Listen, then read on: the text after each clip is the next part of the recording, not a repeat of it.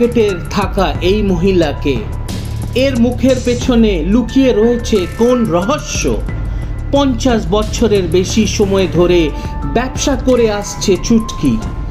এখনো কেন বদলায়নি চুটকির মডেল? দেখুন, চুটকির প্যাকেটে মেয়ের ছবি দেখেনি এমনি মানুষ বোধহয় কমই আছেন।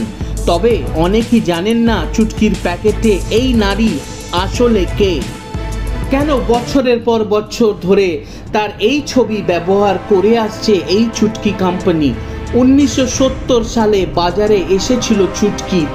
তারপর থেকে ভারতের বাজার আলাদা জায়গা করে নিয়েছে এই মাউথ ফ্রেশনার। একের পর এক প্রজন্মের কাছে চুটকি সমানভাবে জনপ্রিয় হয়েছে। তখন থেকে আজও এই নীল রঙের প্যাকেট বহু মানুষের মন জয় করেছে। এই নীল রঙের প্যাকেটে চুটকি প্রথম বাজারে এসেছিল। সেই প্যাকেটের মাঝে ছিল একটা মেয়ের ছবি, কোনো এক সুন্দরী নারীর ছবি। কিন্তু তিনি কে ছিলেন? 90 দশকে কোনো হিরোইন নাকি মডেল? চুটকির প্যাকেটের আকার আর নীল রং আজও একই রেখেছেন কোম্পানি। এখনো অবশ্য এই প্যাকেটের দামও বেড়েছে, তাতে গ্রাহক সংখ্যায় কোনো প্রভাব পড়েনি।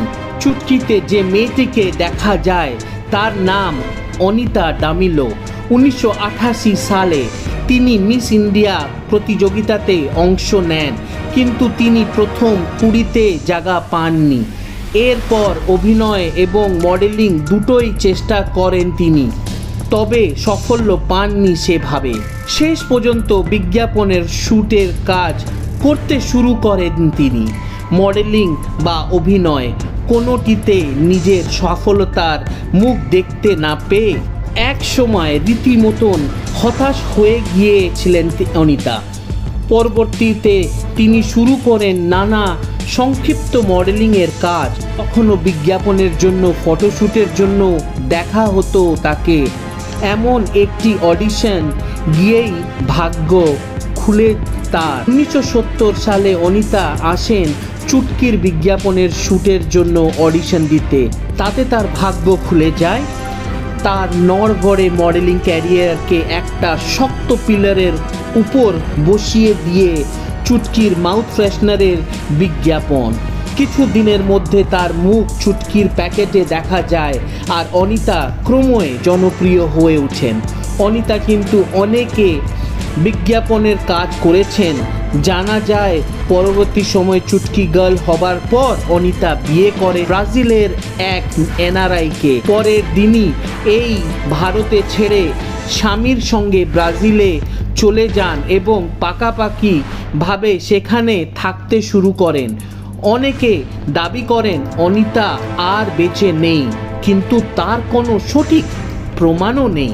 তাই চুটকির প্যাকেটের উপরে সেই নারী এখনো রহস্যময়ী হয়ে থেকে গেছেন তিনি। দর্শকজন, আপনাদের এই ভিডিওটি যদি পছন্দ এসে থাকে তাহলে আপনারা আমার এই চ্যানেলটিকে লাইক, শেয়ার এবং সাবস্ক্রাইব করুন। আরও নতুন ভিডিও দেখার জন্য আপনারা আমার চ্যানেলটাকে সাবস্ক্রাইব করবেন, তাহলে আমি আরও এই রকম নতুন নতুন ভিডিও আপনাদের কাছে নিয়ে আসব। ততক্ষণের জন্য ধন্যবাদ। নেক্সট ভিডিওতে আবার দেখা হবে।